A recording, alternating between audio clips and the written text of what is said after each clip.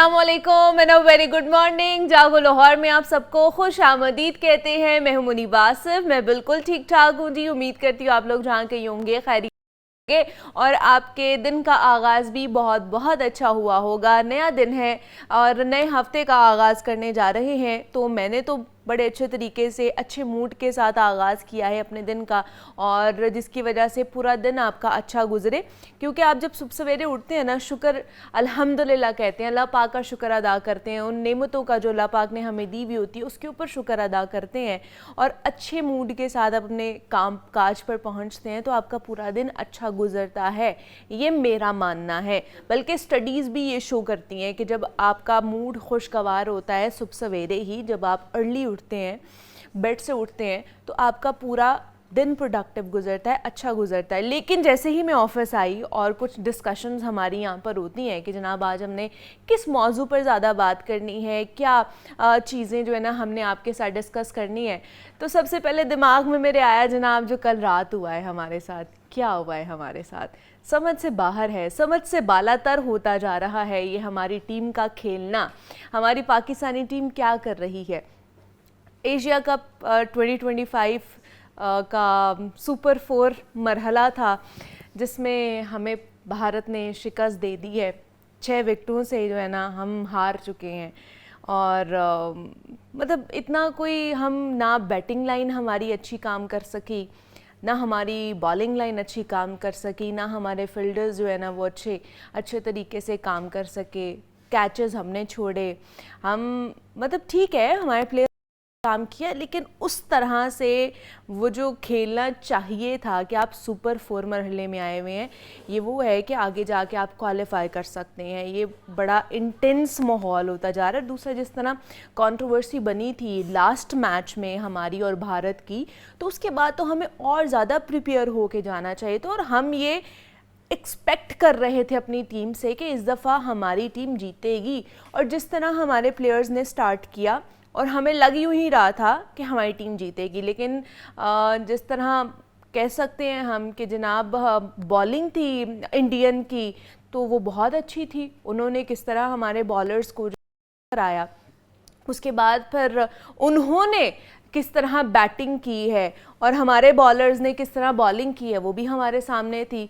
और वो तो इतने अग्रेसिव मोड में थे, वो लिटरली ऐसे लग रहा था कि भाई वो जीतने के लिए ही आए हैं और वो अग्रेशन दिखा रहे थे। वो चाहे उनकी बॉलिंग हो, वो चाहे उनकी बैटिंग हो, वो चाहे उनकी फील्डिंग हो, वो दिखा रहे थे इन तीनों चीज़ों के अंदर अपना अग्रेशन कि हम जीतने के लिए आए और हम जीत कर ही जाएंगे। अभी आगे बढ़ते हैं तो इस पर बात कर लेते हैं जनाब कि क्या सूरत हाल रही। हमारा स्पिरिट तो बड़ा हाई था कि जनाब जिस तरह आगाज़ हुआ हमारे मैच का, हमने बैटिंग शुरू की तो उसमें लग यूँ ही रहा था कि शायद हम इस दफ़ा मैच जीतेंगे, लेकिन हार शायद हमारा मुकद्दर थी और कल हम हार गए।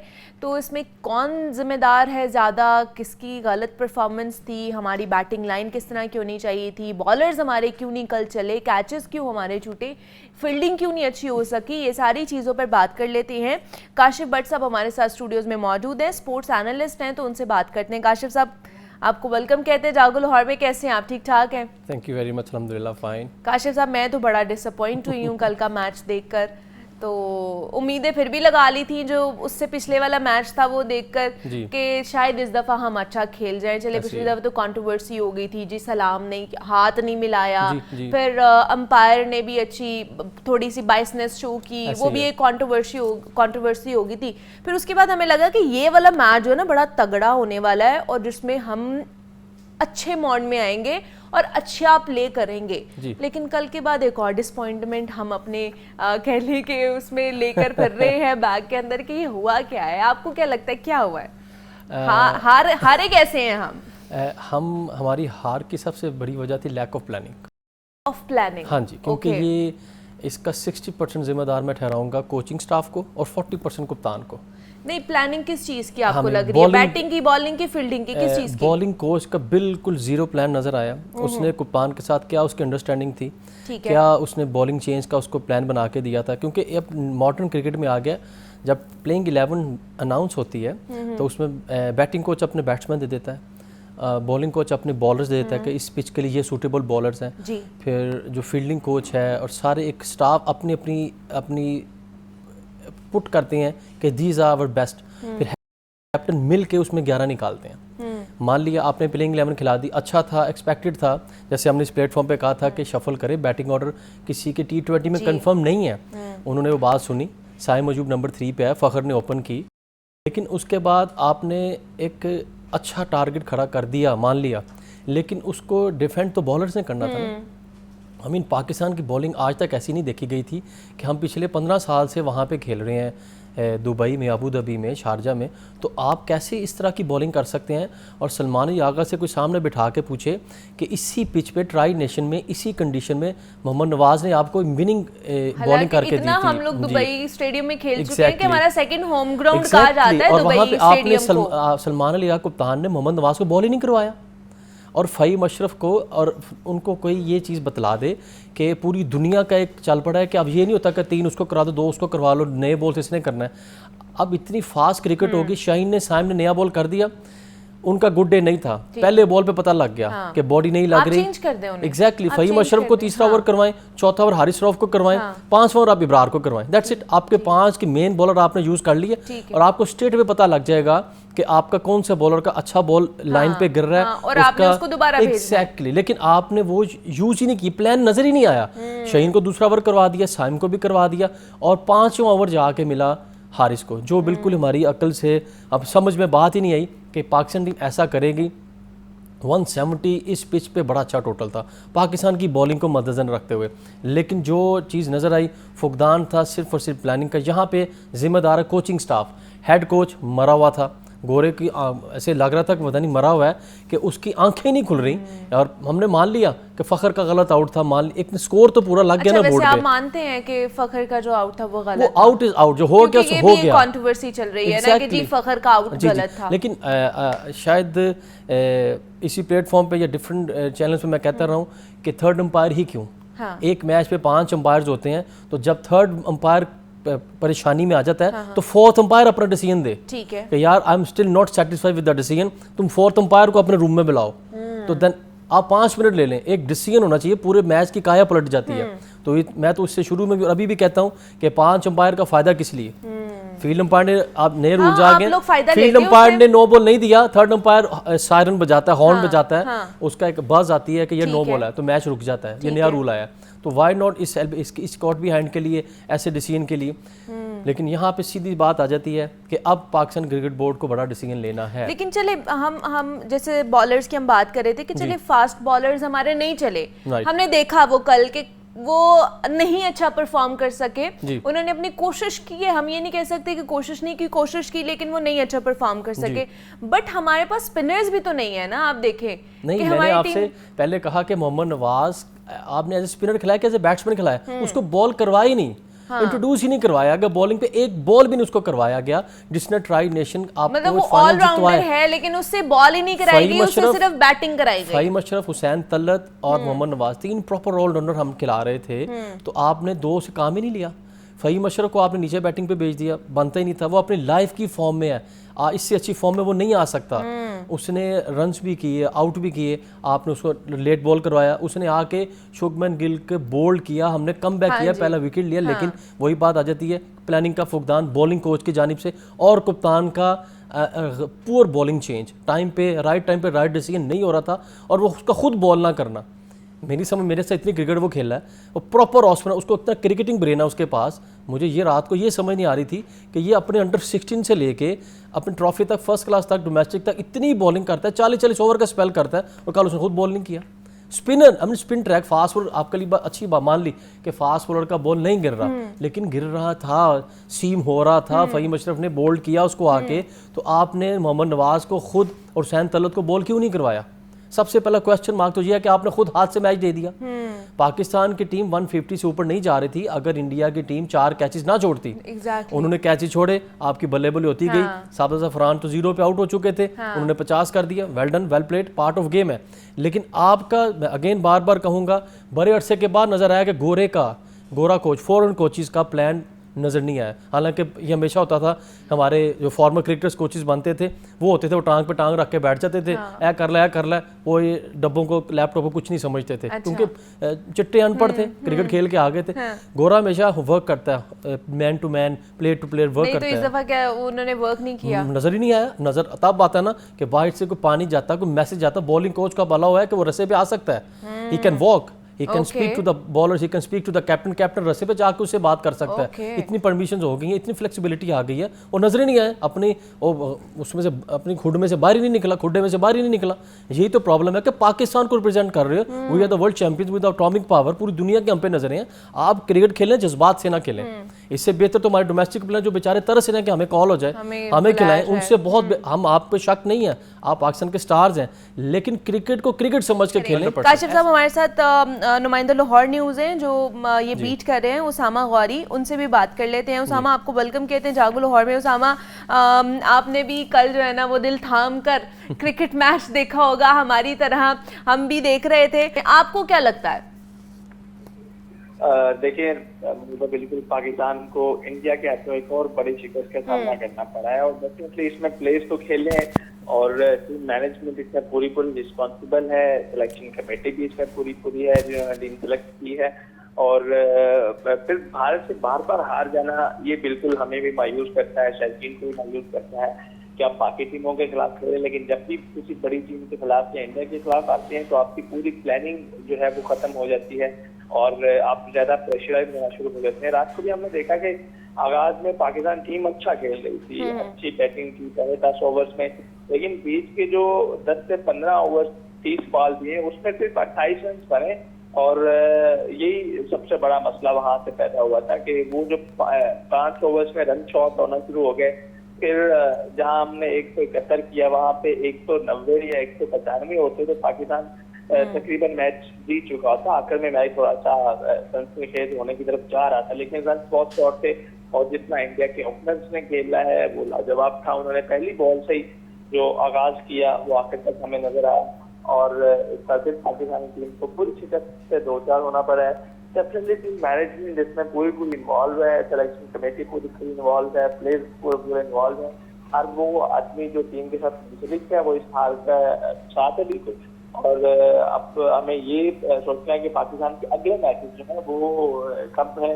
पाकिस्तान को स्टिल अभी भी फाइनल में पहुंचने के लिए बांग्लादेश और श्रीलंका को हराना होगा, और अगर इंडिया भी इन दोनों को हरा लेता है तो एक बार फिर हमें 29 सितंबर को एक मैच देखना पड़ सकता है पाकिस्तान इंडिया का अगेन। लेकिन पाकिस्तान को अपनी तैयारी इंप्रूव करनी है, मैनेजमेंट को अपनी प्लानिंग बेहतर करनी है, और खिलाड़ियों को जो रोल दिया गया है उसके मुताबिक उनसे परफॉर्मेंस की उम्मीद करनी चाहिए। पाकिस्तान का जो सबसे बड़ा मसला वो डॉट बॉल्स है।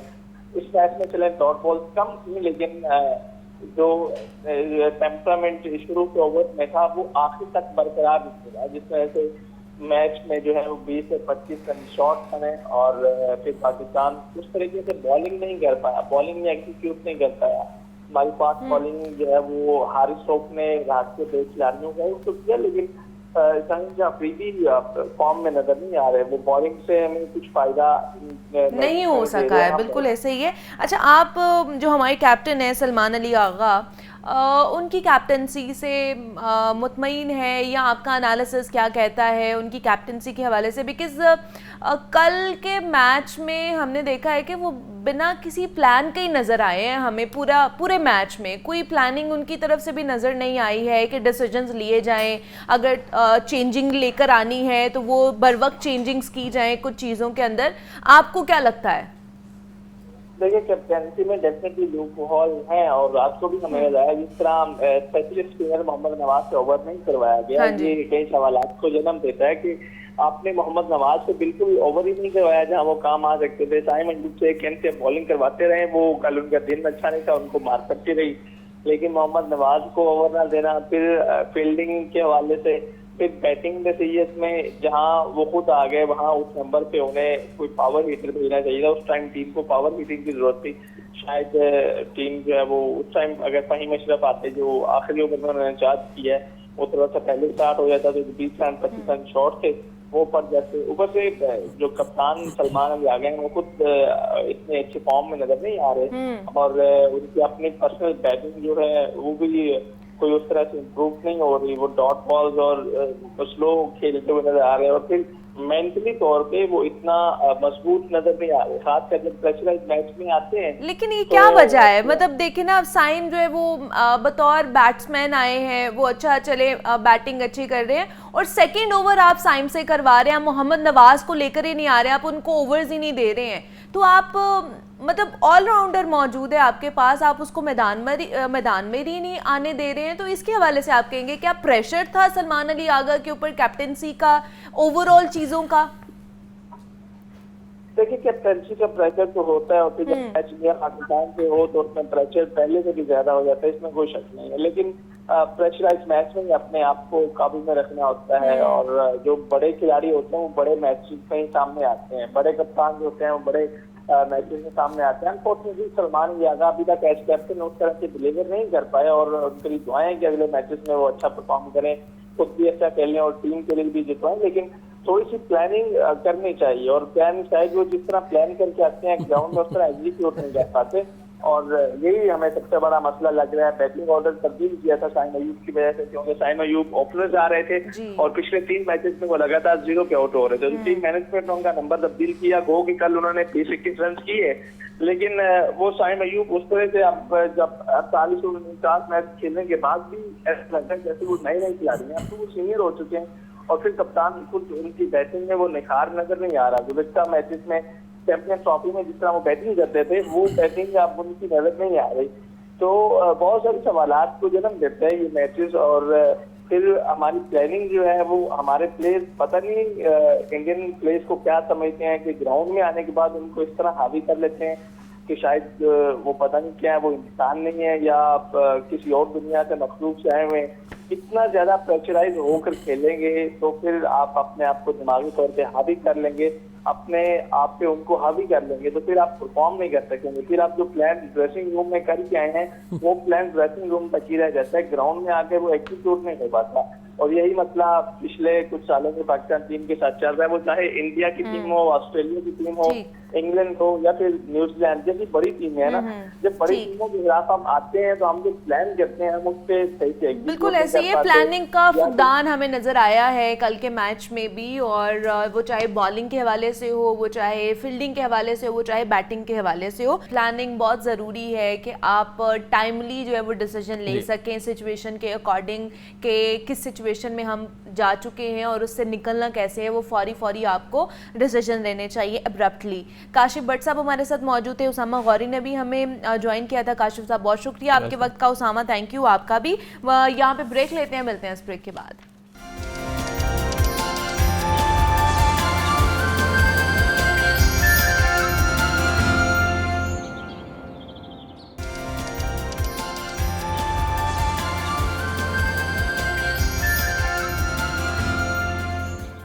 वेलकम बैक टू जागो लाहौर। जनाब, अब हम कुछ बात कर लेते हैं सेहत के मुतालिक, और आज हमने बात करनी है दिमागी कमज़ोरी के हवाले से। अक्सर यूं कभी कभी लगता है कि जैसे जनाब हम लोग ना कुछ भूलना शुरू हो चुके हैं, कि कोई चीज़ रख दी तो वो भूल गए, कोई पैसे कहीं रख दिए वो भूल गए, चाबी कहीं रख दी वो भूल गए।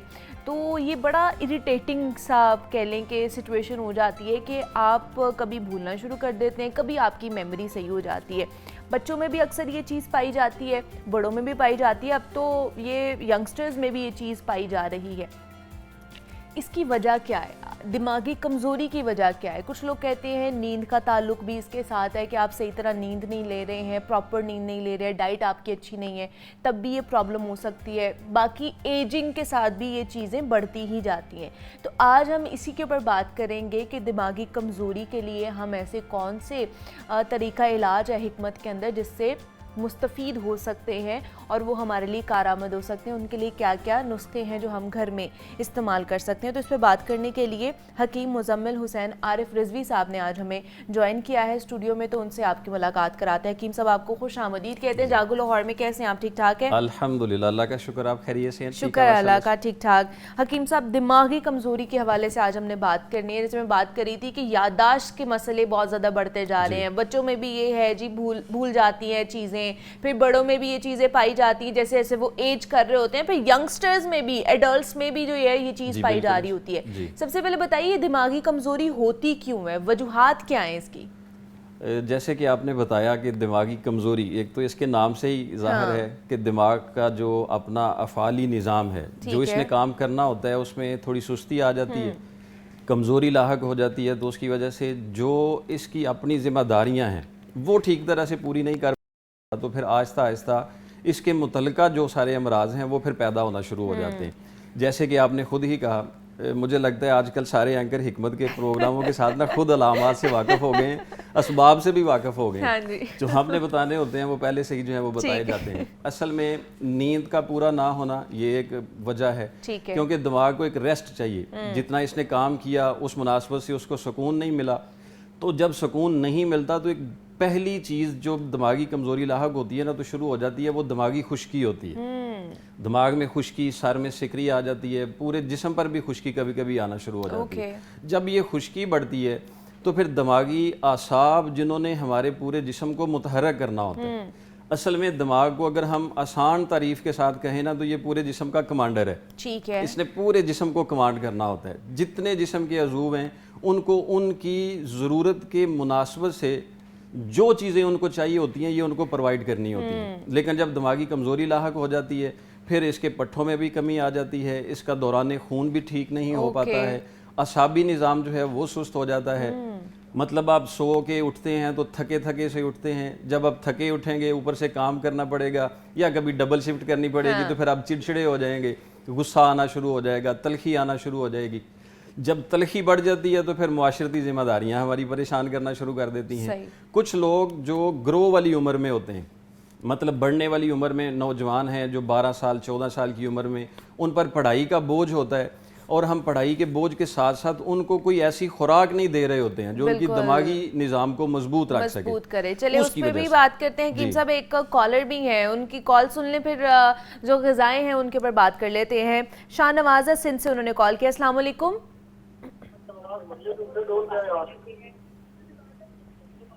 हेलो, वालेकुम सलाम जी। शाहनवाज साहब कैसे हैं, ठीक है आप? शुक्र अल्हम्दुलिल्लाह, खैर खैरियत है बेटा जी। शुक्र अल्लाह का। क्या पूछना चाहेंगे? मैडम जी ये मैं पूछ रहा हूँ, मेरे दिमाग का कमजोरी है, रात को नींद नहीं आती, सोची हजारें सोची कोई नुकसान है, इस तरह ना मसले बड़े आते हैं। ये काफी टाइम हो गया, साल डेढ़ हो गया, इस तरह मसला हो रहा है। ठीक है। आपकी उम्र क्या है? मेरी एज है 34। 34? जी जी ठीक है, ठीक है। शाहनवाज साहब अभी हकीम साहब आपको भी वो बता देते हैं कि क्या खाना है और क्या किससे इज्तनाब करना है। शाहनवाज साहब आपको अभी लाइन पे हैं, ये कट हो गया मेरे ख्याल से, लाइन ड्रॉप हो गई है जी। एक तो ये देखना पड़ेगा कुछ फी ज़माना में दिमागी अमराज से पहले मैदा के अमराज भी लाहक हुए हुए होते हैं, जिनको तेजाबियत का मसला हो, एसिडिटी का मसला हो, तबखीर का मसला हो, तो उसकी वजह से भी कई बुखारात दिमाग की तरफ जाते हैं जिनसे फिर नींद नहीं आ पा रही होती। अगर तो इनको कोई मैदे का मसला है साथ, तो उसके लिए बेहतरीन सा एक नुस्खा है जो ये अपने इस्तेमाल में रखें। वो 3 चीज़ों का नुस्खा है, हल्दी, मुलट्ठी और सौंफ।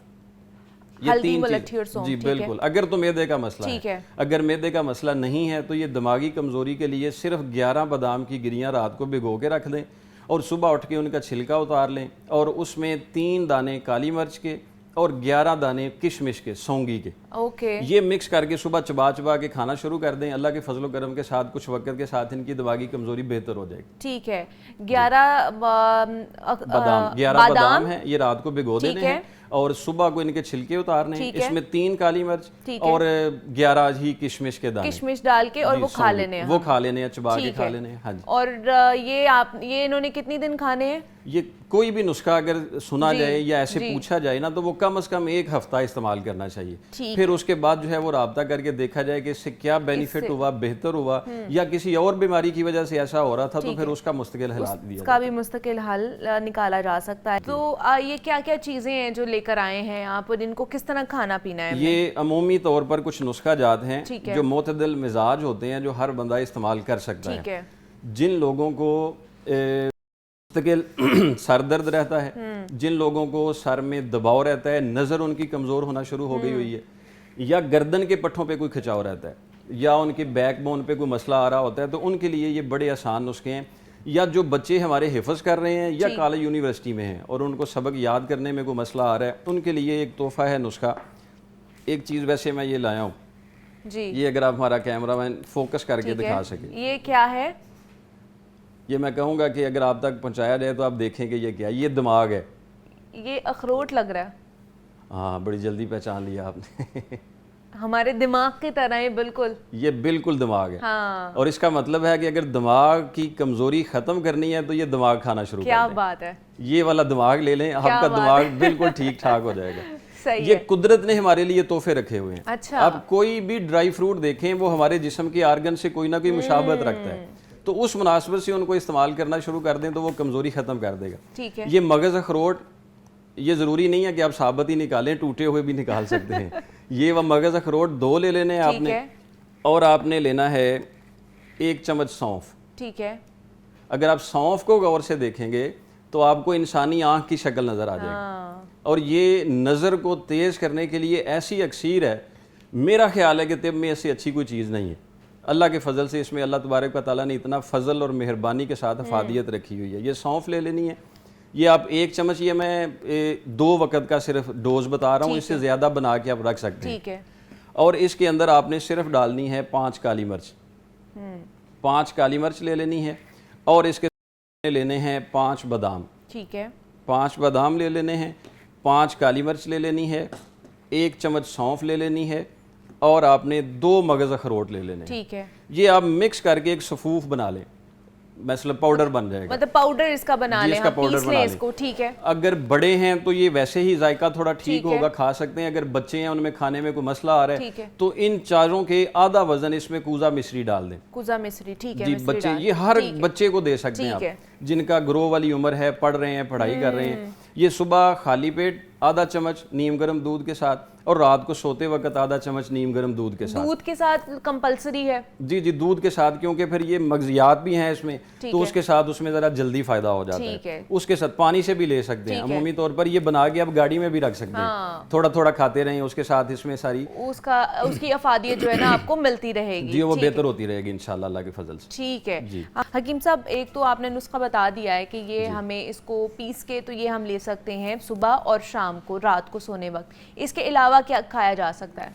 एक हमारे ना मुआशरे में बड़ी परेशानी हुई है कि हम आखिर नाश्ता किसका करें, ठीक है। सुबह क्या चीज़ ऐसी अमूमन लें। लोग तो करके भी नहीं जाते हैं सुबह नाश्ता। सबसे बड़ी प्रॉब्लम भी यही है, ठीक है, दिमागी कमजोरी की। दिमागी कमज़ोरी का, क्योंकि वो मैं पहले इसबाब बता रहा था हाँ तो वो जी। टाइम की शार्टेज की वजह से नहीं बता सका। जो लोग एक तो ऑफिस जॉब में हैं या जो फील्ड में हैं या जो भी हैवी काम जिस तरह से भी करते हैं, जिन लोगों की आदत बन चुकी हुई है कि सुबह नाश्ता नहीं करते हैं, तो वो खाली पेट जितनी वर्किंग करेंगे उतने अपने जिस्म के तमाम आर्गन को वो कमज़ोर करते जा रहे हैं, जिसमें सबसे ज़्यादा जो है वो दिमागी कमज़ोरी लाहक हो जाती है, नज़र की कमज़ोरी लाहक हो जाती है। फिर वो आदत ऐसी पक्की बन जाती है कि हमारा मैदा कुछ अच्छा खाने की सलाहियत ही नहीं रखता, जिससे फिर प्रॉब्लम आना शुरू हो जाती है। ये एक बड़ा देसी पुराना, बहुत पुराना और बहुत ज़्यादा अफादियत का एक नाश्ता है, जिसको मेरा ख्याल है कि हमारी जो शहरी आबादी है वो तो इस चीज़ ठीक को है। भूल ही गई होगी कि ये क्या चीज़ है। दलिया, जौ का दलिया? नहीं, ठीक है। ये कैमरामैन साहब ज़रूर समझेंगे ये क्या है। ये गंदुम? ये गंदम है, गंदुम है ये गंदम है। ठीक है। हाँ जी, ये वाली गंदम हमारे लिए आज से पहले नेमत थी, आज भी बहुत बड़ी नेमत है, और आज के बाद भी आने वाली सदियों तक नेमत ही रहनी है। अच्छा, ठीक इसके है। अंदर इतनी सारी अफादियत है। ठीक है। असल में इसका हमने असल रहने ही नहीं दिया, जो इसका अपना जुज़्व था, जो इसका अपना आटा था, वो तो अभी हमारे नसीब में ही नहीं आता है। हम इसको बहुत सारी छाननियों से गुजार के इसको जो है वो लाते हैं घर, जो फिर फ़ायदे से बिल्कुल आरी होता है। ठीक है। ये सिर्फ खालस गंदम लेनी है। इसके 2 चम्मच गंदम के रात को 1 गिलास पानी में भिगो के रख देनी है। ठीक है जी। सुबह उठ के इसको उबालना है। ठीक है। उबालेंगे तो ये नरम हो जाएगी। ठीक है। जब ये बिल्कुल नरम हो जाए तो इसमें आप 1 चम्मच शहद डाल दें, और ये लौंग हैं। ठीक है। ठीक है, ये 1 चुटकी सिर्फ लौंग। ठीक है जी।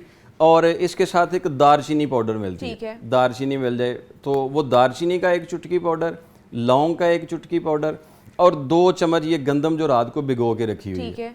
1 चम्मच शहद। ये मिक्स करके एक आपका खूबसूरत सा जैम बन जाएगा, पेस्ट बन जाएगा।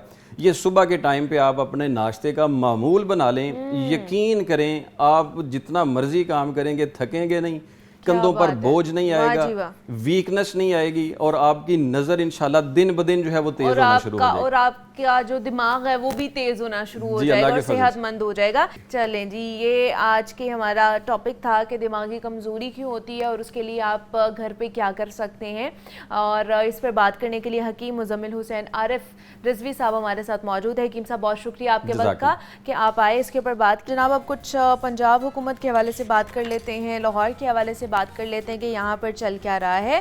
तो आज 4 स्टोरीज़ हैं जिनको हमने डिस्कस करना है। पहले है कि सेक्रेटरी प्राइस कंट्रोल डॉक्टर किरण खुर्शीद हैं, जिन्होंने बड़े पैमाने पर डिस्ट्रिक्ट फूड कंट्रोलर्स के तकर्रुर और तबादले कर दिए हैं। इसके ऊपर डिस्कशन करेंगे, क्या वजह है, किस किस को तबादला किसका किया गया है। फिर है वज़ीर आला पंजाब मरीम नवाज़ ने पंजाब में कचरा ठिकाने लगाने के लिए एक जदीद मनसूबा बंदी की गई है इस हवाले से, और ये एक अच्छा इनिशिएटिव लिया गया है ताकि जो है ना हमारा जो शहर है वो साफ़ सुथरा रहे।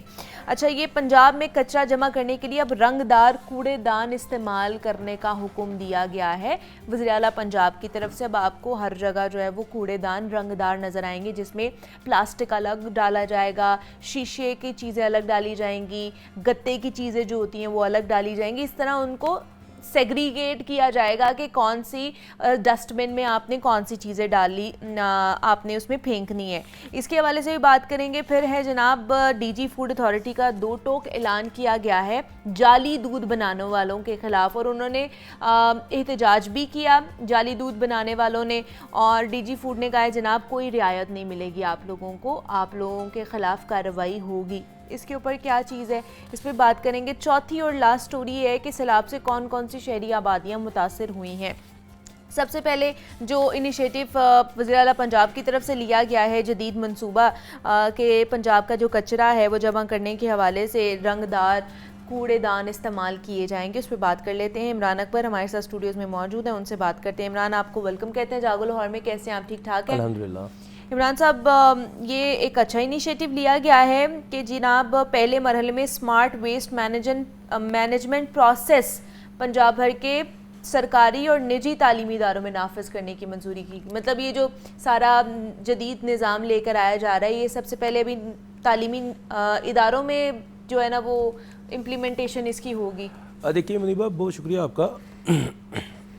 ये ना इस वक्त आप देख रही हैं कि सुथरा पंजाब चल रहा है जी, और सुथरा पंजाब जो है वो दिसंबर से ऑनवर्ड 2024 और अब 2025 है, तो ज़ाहिर बात है ये साथ साथ उसको जैसे जैसे अपने गोल को अचीव करके आगे नहीं निकलेंगे, ये उसी गोल में फंसे रहेंगे। ठीक है। अब पहले मामला था पूरे पंजाब में सफाई का, घर घर जाकर वो सफाई करवानी है, इसके हवाले से भागदौड़ हुई और भगदड़ मची, और सीएम ये है कि इसको बड़ा करीब से वॉच कर रही हैं।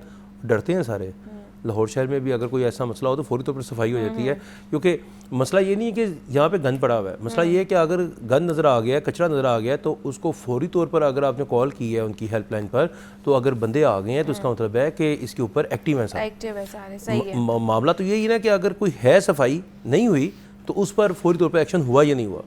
अब मामला ये जो है आपने कहा जी रेड, ग्रीन और येलो डस्टबिन जो है रंगदार, हाँ जी। और ये तो 1 साल पुराना पहले भी था, हाँ, LWMC ने पहले भी किया प्रोजेक्ट है, और हाँ इसको मॉडल बनाने के लिए GOR की यूनियन काउंसिल है उसको एक्टिव किया गया, चूँकि वहाँ पर 10-10 कनाल के घर हैं और 2-2 लोग रहते हैं, क्योंकि सरकारी अफसरान रहते हैं, तो उन्होंने कहा पहले इधर से शुरू करते हैं ताकि ये जो बिन्स रखी जानी है ये बची भी रहेंगी और खूबसूरत भी लगेंगी। अच्छा। और मॉडल भी बन जाएंगी, इनकी जो वीडियोस जाएंगी लोगों तक, तो एक अच्छी मुहिम चलेगी। अब ये स्टार्ट हुआ, फिर रुक गया। अब जब ये रुक गया तो फिर इसके बाद जो है महकमा माहौलियात के साथ इन्होंने कोलैबोरेशन की, जिसमें जो मामले खसूसी भी हैं, सीनियर वज़ीर भी हैं, मरीम औरंगज़ेब, उन्होंने ETPA के ज़रिए जो है जो नई अथॉरिटी बनी हुई है महकमा माहौलियात की, उसके ज़रिए इसको पास किया, पहले रजिस्टर्ड किया है। उसके बाद इन्होंने LWMC के साथ इल्हाक कर गए और तमाम जो बिन्स हैं वो अब तमाम स्कूल कॉलेजेस में रखवाई जाएंगी, क्योंकि एजुकेट करना है, बच्चे एजुकेट होंगे तो घरों में वालिदैन तक ये बात पहुँचेगी। घरों तक ये बात पहुंचेगी, घरों में ये मामला उठाया जाएगा चलें, ठीक और ये अपने पैसे खुद निकालने वाली कंपनी बन जाएगी। चले जी, ये एक अच्छा इनिशिएटिव, अच्छा प्रोजेक्ट लेकर आया गया है पंजाब हुकूमत की तरफ से। एक और जो अगली स्टोरी पे आना चाहूँगी, जो कि जाली दूध बनाने वालों ने एहतजाज किया और हाथापाई भी हुई है अफसरान के साथ, हमने सुना है, नज़र भी आया है, रिपोर्ट भी हुआ है और डीजी फूड अथॉरिटी ने दो टोक ऐलान कर दिया कि कोई रियायत नहीं बरती जाएगी। और बिल्कुल सही है कि आप लोगों की जानों के साथ, बच्चों की जानों के साथ जो है वो खिलवाड़ कर रहे हैं कि आप एक महलूल सा, और वो भी मिलावट ज़्यादा महलूल जिसमें दूध ही नहीं है, वो बना के और आप लोगों को पिला रहे हैं। सर देखें, जो बेचने वाला है वो भी मुसलमान है, जो पीने वाला है वो भी मुसलमान है। चलें जी, इससे भी बाहर आ जाते हैं। जो बेचने वाला है वो भी पाकिस्तानी है, जो पीने वाला है वो भी पाकिस्तानी है। हम पला किसको रहे हैं? आने वाली नस्ल को। जो आने वाली नस्ल है, आप देखें, मैं हमेशा आपके प्रोग्राम में बैठ के कह कर गया हूँ कि जैसे ही आप रायवंड से आगे जाते हैं ना, तो वहाँ पे लड़कियों के कद 6-6 फुट के नज़र आते हैं। अब जाएं तो सही उन गाँव में। अच्छा, अब जब लाहौर में नजर आते हैं तो यहाँ पे आपको कोई 4.7, 4.9, 5.1 बहुत हद, मुझे शादू नाजर ही नजर आते हैं कि जिसकी कद जो है वो 5.11 हो, 5.10 हो, या 6+ हो या 6 ही हो। ये वजह क्या है? दूध, बुनियादी जुज़ दूध है। और 2017 से कैप्टन उस्मान नूरुल मीन मैंगल ने ये जंग का ऐलान किया और ये तब से ये चल रहा है मामला, ठीक है, हल नहीं हो पा रहा। 2017, 2016, 17, 18, 19, 20, 21, 22, 23, 24, 25 हया नहीं आ रही इन लोगों को और फिर जहर भेजते जा रहे हैं। इनको शर्म नहीं आ रही कि आने वाले जो लोग हैं, आने वाली जो बेटियां हमारी, जो बेटे हैं हमारे, वो आने वाला कल है हमारा, और वो अगर उनकी ग्रोथ ख़राब करेंगे, हम अगर उनको जहर खिलाएंगे, कैचअप खिलाएंगे, बर्गर खिलाएंगे, दूध पीने में उनको महलूल जैसा पता नहीं क्या क्या चीज़ें लगा कर पिलाएंगे, वो किस तरह से बड़े होंगे? और कैसे उनका ये कद लोग बाहर कैसे आके निकलेगा? एहतजाज कर रहे हैं? कैसे, किस मुंह से? देखिए ना, वो इस मुंह से ना कि उनके पीछे एक माफिया है बहुत बड़ा। आप जाएं, एहतजाज करें, वहाँ पे मीडिया आ जाएगा, बूम मचेगा, उसके बाद ये जो छापियाँ बंद हो जाएंगी, क्रैकडाउन हो जाएगा। डीजी फूड अथॉरिटी को इतना थ्रेट है इस वक्त आसिम जुवैद को। उन्होंने हमारे उधर, जब मैं जुम्मे वाले दिन गया उनके पास, तो उन्होंने कहा कि यार हम तो पकड़ते हैं, हम तो सज़ा दिलाने के लिए आगे भेजते हैं, और बड़े ही माजरत के साथ उन्होंने कहा कि जब हम सज़ा दिलाने के लिए आगे भिजवाते हैं तो वो बंदा छूट के फिर हमारे उसी गाड़ी में हमें नजर आता है और वो खुलकर घूम रहा होता है और उसको पता है कि मुझे इंसाफ मिल जाएगा। अल्लाह माफ़ी, यानी कि जिसने जुर्म किया हुआ है, महकमा कह रहा है कि इसने जुर्म किया है, ये गलत काम करके आया है, इसको सजा दें। अब 500 बंदा जो है, 500 केसेस आपके अल्तवा का शिकार है, आपके 80 केसेस की सजा हुई, ऐसे तो फिर उसका मामला नहीं होगा ना, सही। अब यहाँ से पकड़ के उन्होंने क्या करना, उसको मारना थोड़ी है। ये तो आगे 2-3 को जरा आप 10-10, 20-20 साल की सजा मिलेगी तो मिसाल प्रेजेंट तय होगा। अब देखिए, एक दूध है, दूध का आप गिलास पी रहे हैं, आपको पता नहीं आप क्या पी रहे हैं, और उसके बाद इतना दूध तलफ हो रहा है। हाँ जी। मुझे बताएं कि ये तो देख के भी ऐसा लगता है जिस तरह गरीब का हक मार रहा है, मार रहे हैं, सही अच्छा, कह रहे हैं। जिस तरह कोई रेडी नहीं उल्टा देता तो वो बदवा देता है कि मेरी तुमने रेडी उल्टा दी, मेरे बच्चों का रोजगार खराब कर दिया। देखिए, आप एक दूध बेच रहे हैं ना, तो दूध को सही मायनों में बेचें। जो और देखिए, जो लोग अच्छा काम करने की कोशिश कर रहे हैं, फूड अथॉरिटी वाले अच्छा काम करने की कोशिश कर रहे हैं, तो उनको थ्रेट किया जा रहा है, उनको मारा पीटा जा रहा है, हाथापाई की जा रही है उनके साथ। इमरान साहब, वक्त की शॉर्टेज थी, हमने और भी शर लाहौर के हवाले से बात करनी थी, लेकिन वक्त खत्म हो चुका है। हमारे साथ इमरान अकबर साहब मौजूद है, चीफ रिपोर्टर है। इमरान साहब, बहुत शुक्रिया आपके वक्त का। ब्रेक लेते हैं, मिलते हैं इस ब्रेक के बाद।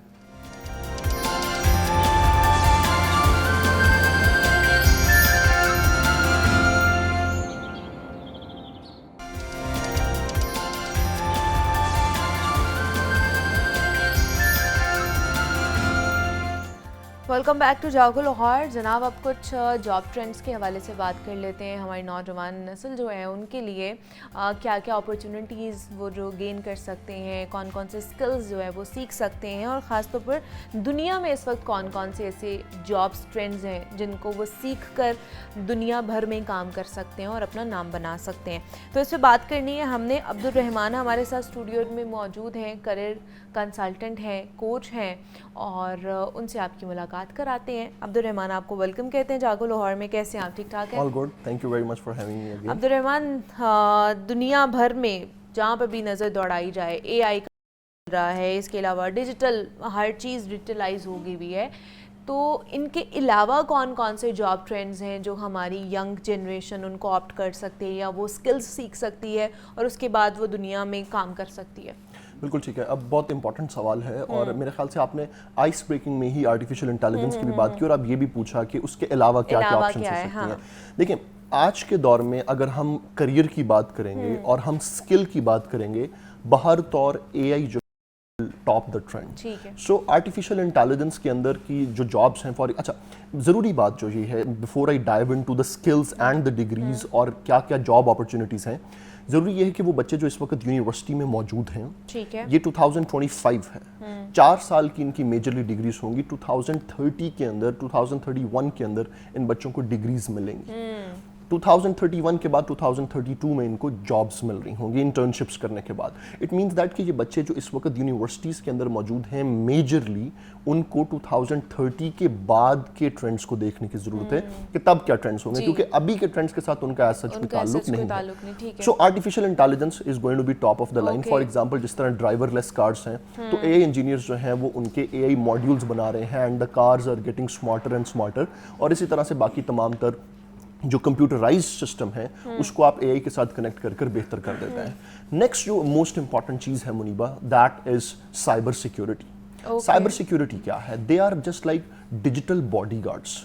मेरे एक बहुत करीबी दोस्त हैं, वो एक बैंक के अंदर साइबर सिक्योरिटी की जॉब कर रहे हैं। अब वो मुझे क्या बताते हैं कि डेली बेसिस पर there are hundreds of cyber attacks जो कि एक बैंक पर होते हैं और साइबर सिक्योरिटी के लोग उसको गार्ड करते हैं। तो हमारे यहाँ शॉर्टकट की क्योंकि आदत होती है, वो जैसे ही साइबर सिक्योरिटी सीखते हैं, एथिकल हैकिंग सीखते हैं, वो कहते हैं चलो बैंक से पैसे निकाल के हम साइड पे हो जाते हैं, राइट। सो साइबर सिक्योरिटी एक्सपर्ट्स की ये ड्यूटी होती है कि वो आपके उन फाइनेंशियल एसेट्स को गार्ड करते हैं। फिर क्लाउड कंप्यूटिंग जो है, ये बहुत इंपॉर्टेंट चीज़ है। आप नेटफ्लिक्स पर कोई शो देख रहे हैं और वो बफर हुए जा रहा है, इट वॉन्ट मेक सेंस। आप कोई फेवरेट गेम खेल रहे हैं, वो बफर हो रही है, इट वॉन्ट मेक सेंस। सो जितना भी डेटा है, जितनी भी डेटा सप्लाई आप तक पहुंच रही है, कंटेंट सप्लाई आप तक पहुंच रही है, वो क्लाउड इंजीनियर्स के थ्रू आती है, क्लाउड कंप्यूटिंग के थ्रू वो आप तक आती है। So cloud computing is going to be the future. So मैं हाईली रिकमेंड करूंगा कि अगर आप क्लाउड कंप्यूटिंग में स्पेशलाइजेशन करें, that would make more sense. ठीक है।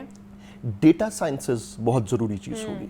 Data sciences is kind of basis of artificial intelligence. और डेटा साइंसेज जो है, फॉर एग्जांपल आप नेटफ्लिक्स की ही एग्जांपल ले लें, तो आता है recommendations for you, shows for you.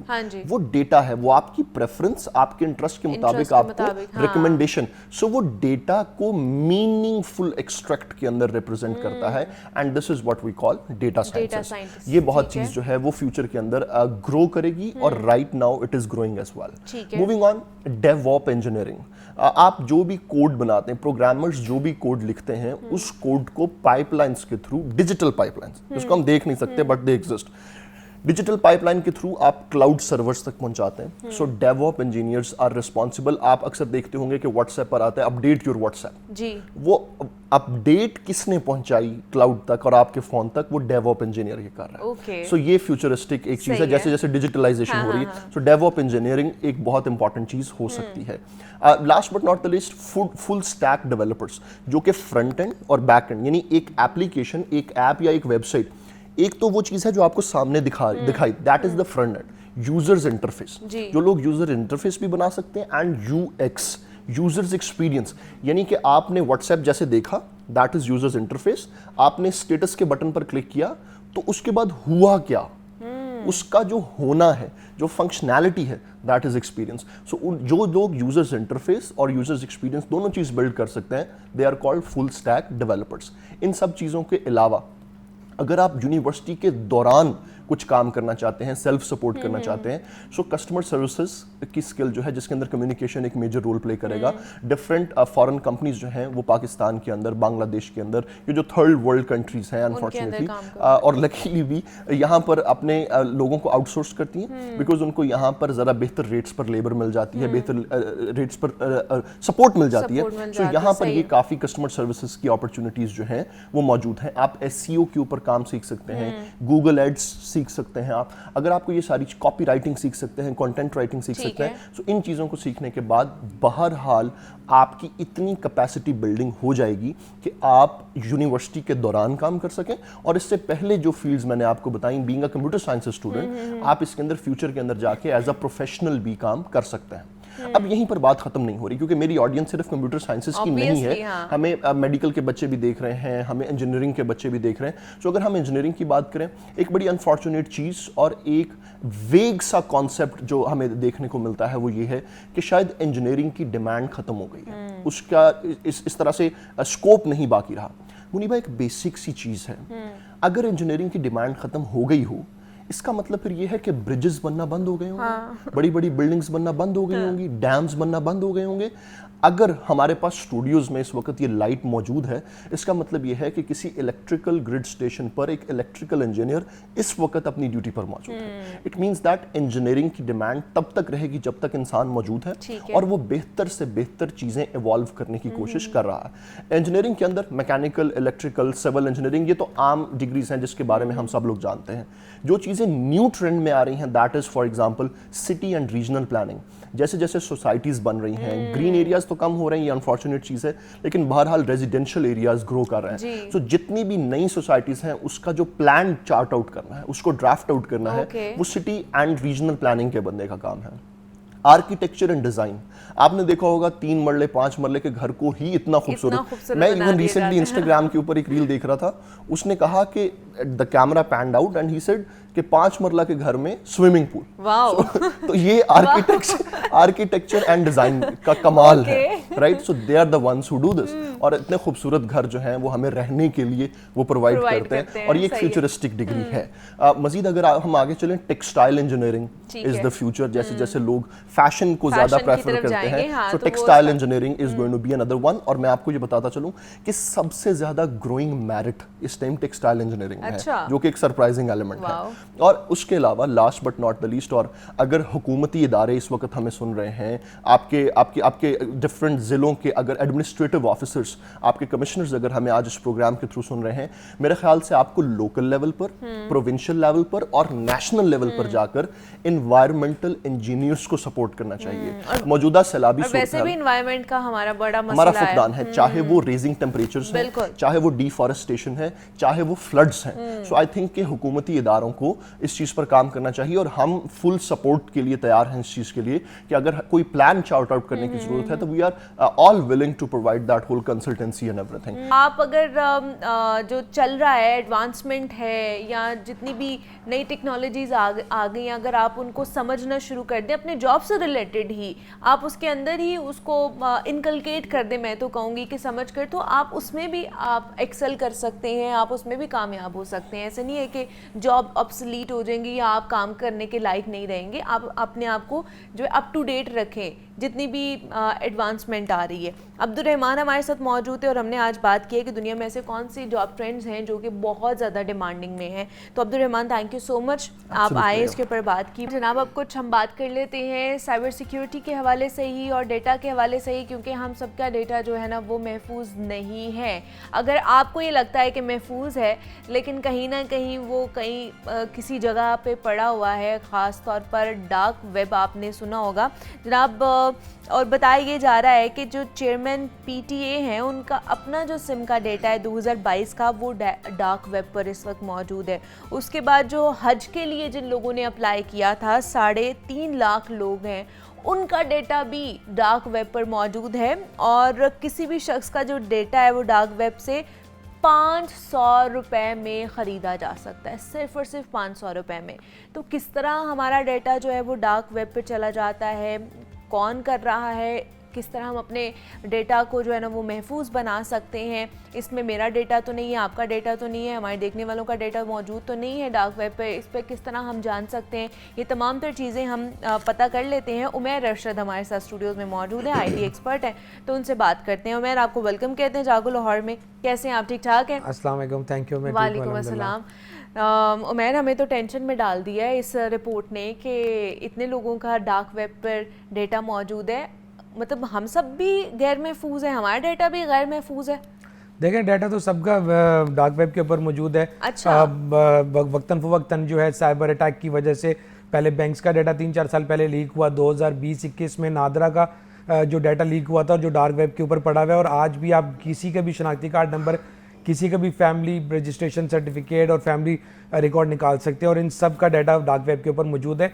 और अगर किसी ने ये चेक करना है कि उसका डाटा डार्क वेब पे है या नहीं है, you can just easily go on Google और गूगल वन पे जाके आपको डार्क वेब का लिंक मिल जाएगा और आप जिस भी ईमेल एड्रेस, नाम, शनाख्ती कार्ड नंबर की अगर पता करना चाह रहे हैं कि ये डाटा लीक है नहीं, अगर आप वहाँ पे एंटर करेंगे तो वहाँ पे आपको आपकी डिटेल्स मतलब अगर मैंने देखना हो कि मेरा कोई डेटा तो मौजूद नहीं है तो वहाँ पे जाके मैं अपना आईडी कार्ड डालूंगी, ईमेल, जिस किस्म का डाटा अगर आप देखना चाह रही हैं कि वो मौजूद है नहीं है, वो डाटा एंटर करना पड़ेगा। अगर आप ईमेल एड्रेस चेक करना चाह रही है तो आप ईमेल एड्रेस, शनाख्ती कार्ड नंबर तो शनाख्ती कार्ड नंबर, मोबाइल नंबर तो मोबाइल नंबर, नाम तो नाम। तो वो आपको पता चल जाएगा कि आया आपका डेटा वहाँ पर मौजूद है या नहीं है। लेकिन ये हमारा डेटा जाता कैसे है डार्क वेब पर, कौन लेकर जाता है, कैसे जाता है? देखें बहुत सारी मुख्तलिफ चीज़ें हैं इसके अंदर। दो चीज़ें होती हैं, एक होती है हैकिंग और एक होता है आपकी इंटरनल एम्प्लॉयज़ जो है आपका डेटा लीक करते हैं। फॉर एग्जाम्पल किसी भी टेलीकॉम कंपनी के अंदर अगर एक एम्प्लॉय काम कर रहा है तो उसके पास एक्सेस होती है डेटा की, हाँ जी, ठीक है, तो वो डाटा वहाँ से डाउनलोड कर देता है और डाउनलोड करने के बाद वो डाटा उसको सेल कर देता है, या तो उन्होंने डाउनलोड करके अपनी ड्राइव पे रखा हुआ होता है और वो ड्राइव के ऊपर जब साइबर अटैक होता है तो उस किस्म का डाटा वहाँ से एक्सट्रैक्ट कर लिया जाता है। फिर उसके बाद जो बेसिकली जितनी भी बड़ी फर्म्स हैं जिनके पास डेटा है, पाकिस्तान की जो साइबर सिक्योरिटी है it's very weak, though we are very good in cyber security, क्योंकि हम जो cyber security first world countries को यहाँ से बैठ के सर्विस प्रोवाइड कर रहे हैं उसमें तो there are very less percent chances के डाटा किसी भी का लीक हो। लेकिन हम अपने ऊपर इन्वेस्टमेंट नहीं कर रहे हैं, इदारे अपने ऊपर इन्वेस्टमेंट नहीं कर रहे हैं। चेयरमैन पीटीए साहब ने बयान तो दे दिया, but instead of you know mentioning the problem, he should have given the statement but with a solution as well. Hey, hello, this has been leaked, yes, my own data is over there, but you know we are making these steps. तो बहुत सारी इसमें जो इदारे हैं उनकी गलती है, हाँ, लेकिन डाटा मेनली दो वजह से लीक होता है, एक कि हैक होने की वजह से लीक होता है और सेकेंडली एक कि इंटरनल एम्प्लॉइज उसको इटसेल्फ जो है वो सेल कर देते हैं और लीक कर देते हैं और वो वहाँ पर सेल कर देते हैं। अच्छा, दूसरा चले हमारे अपने इदारों के जो है डेटा लीक हो रहे हैं या डार्क वेब पे पड़े हुए हैं चेयरमैन पीटीए का वहाँ पे, तो हम इदारों से क्या ही तवक्को कर सकते हैं कि वो हमारा डेटा सेफ एंड सिक्योर करें, और उनके पास सोल्यूशन भी नहीं है, सिर्फ आगे उन्होंने बता दिया जी मेरा अपना डेटा वहाँ पड़ा हुआ है और भी लोगों के डेटा पड़े हुए हैं वहाँ पे। हम अपना डेटा किस तरह महफूज बना सकते हैं, कौन कौन सी ऐसी चीज़ें हैं, किन सूरतों में हमारा डेटा जो है वो सिक्योर, सेफ एंड सिक्योर हो सकता है, क्या क्या एहतियातें हैं जो है वो करनी ज़रूरी है? मैं बिल्कुल आपको बताता हूँ क्या क्या एहतियात हम कर सकते हैं, ज़रूरी है। मुझे अभी याद आया, मैं नाम नहीं लूँगा, आप ही के फील्ड से रिलेटेड एक मिनिस्टर है हमारे, उनकी अपनी ज़ाती CDR इस टाइम जो है मार्केट में लीक हुई हुई है। अच्छा, yes, and he knows this and you know this is a shame that इतने बड़े मिनिस्टर, इतनी बड़ी मिनिस्ट्री और उनका अपना डाटा लीक हुआ है, तो they are still investigating that. इसी तरह किसी की लोकेशन किसी के थ्रू भी, आप यकीन करें, आप मार्केट के अंदर फेसबुक के ऊपर आपको नंबर्स मिलेंगे, आप 10,000 रुपया दें, मैं आपको 10,000 रुपया देने पे आपको बंदा बता देगा कि आपकी लोकेशंस क्या, आप किस टाइम कहाँ खाती हैं, कहाँ बैठता है, कौन कहाँ पे उठता है, लॉन्ग और लैटिट्यूड के साथ प्रोवाइड हो जाएगा, आपकी फैमिली का पूरा रिकॉर्ड नंबर आ जाएगा, आपकी फैमिली में कितने बंदे, उनके शनाख्ती कार्ड नंबर क्या है, इवन कि आपकी शनाख्ती कार्ड की कॉपी भी आ जाएगी। सिर्फ 10,000 रुपये में किसी भी बंदे का A to Z data with in 8 hours आप पता लगा सकते हैं। Oh my God. यस, और अगर आप कहती हैं कि जो दूसरी चीज़ जो आपने पूछी है, एक्चुअली में precaution is better than cure. अच्छा, ठीक है, हमारे पाकिस्तान में जो सबसे बड़ा मसला है वो ये है कि हमें अवेयरनेस ही नहीं है। नहीं तो उमैर, हमारे इदारे, हमारे जो इतनी बड़ी बड़ी बातें करते हैं सिक्योरिटी सिस्टम के हवाले से, वो इतने कह लें कि कमज़ोर हैं, कि इतने वीक हैं कि भाई साइबर क्रिमिनल्स जो हैं वो उनके ऊपर इतना अटैक कर रहे हैं, किसी को भी नहीं छोड़ रहे हैं, और हमारे इदारे मुंह देख रहे हैं बस। हमारे इदारों का मसला ये है कि अगेन मैं आपको बताता हूँ, when it comes to software, when it comes to any product, any services, ये भी इशू, आप जितनी इश्यूज को देखेंगी ना तो सबसे बड़ा प्रॉब्लम ये है कि हमारा स्ट्रक्चर ही नहीं है, हमारा इंफ्रास्ट्रक्चर ही नहीं है। अब आप देखें कि जो फर्स्ट वर्ल्ड कंट्रीज़ के अंदर अगर कोई FBI में, कोई CIA में जॉब कर रहा है, they are not allowed to take any electronic device into the office and exit with the electronic device. I mean they ensure about this. अब हमारा क्या है, मैंने खुद मेरे बहुत सारे दोस्त लॉ इन्फोर्समेंट में काम करते हैं, वो वही लैपटॉप जो घर में यूज़ कर रहे हैं, वही लैपटॉप वो ऑफिस में यूज़ कर रहे हैं, तो ये तो प्रॉब्लम होगी। अब हमारा प्रॉब्लम ये है कि एक और जो सबसे बड़ा प्रॉब्लम जिसमें आम आदमी क्या कर सकता है वो देखते हैं, इदारे तो अपना काम करेंगे, ठीक है, हम कोई भी ऐप डाउनलोड कर लेते हाँ हैं, जी। अननेसेसरी ऐप डाउनलोड कर लेते हैं। प्रॉब्लम ये होती है कि ऐप्स के पीछे एपीआईज होती हैं, जब आप ऐप को परमिशन देते हैं डाउनलोड होने की तो दैट इज द टाइम जब ऐप की एपीआईज आपसे परमिशन ले लेती हैं कि किस किस्म का डाटा एक्सपोज किया जाएगा। अब मैंने उस दिन एक ऐप डाउनलोड की तो उस ऐप को, since I am an IT expert, तो मैंने ये देख लिया कि वो बेसिकली मुझसे परमिशन ले रहा था मेरे सारे कॉन्टैक्ट्स को डाउनलोड करने का। अब उसमें ये करना चाह रहा था, वो ऐप ये करना चाहती है बेसिकली कि वो आपको कोई भी प्रोडक्ट इंस्टॉलमेंट में देती है लेकिन जब आप उसको डाउनलोड करते हैं तो आपके सारे कॉन्टैक्ट्स उठा लेती है। तो 1000 बंदे के मोबाइल के अंदर 10 लाख का डेटा पड़ा हुआ है, तो वो सबके नंबर्स ले जाते हैं और फिर उसके बाद उन्हीं कस्टमर्स के ऊपर पुश मार्केटिंग भी करते हैं। प्लस अब आप देखें कितनी ज्यादती है, अगर मैंने 1 लाख रुपए का मोबाइल लिया, 3 इंस्टॉलमेंट्स पे ले लिया और वो ऐप डाउनलोड कर ली, उन्होंने मेरे कॉन्टैक्ट्स पुल कर लिए। उसके बाद क्या होगा, जब मैं किस्त नहीं दूंगा तो वो उसी कॉन्टैक्ट्स में से मैसेज करके, कॉल करके उन्हें कहेंगे जी उमैर साहब ने हमसे मोबाइल लिया था उधार, अच्छा। कर्जे पे और अब वापस नहीं दे my रहे। God। This is what is happening. हम खुद से किस तरह अपना डेटा सेफ रख सकते हैं, इदारों के पास तो टाइम नहीं है, ना ही उनके पास अच्छा सिस्टम है। तो मैं थैंक यू सो मच कि आप आए, इसके ऊपर बात की। मुझे इजाजत दीजिए, ख्याल रखिएगा, अल्लाह हाफिज।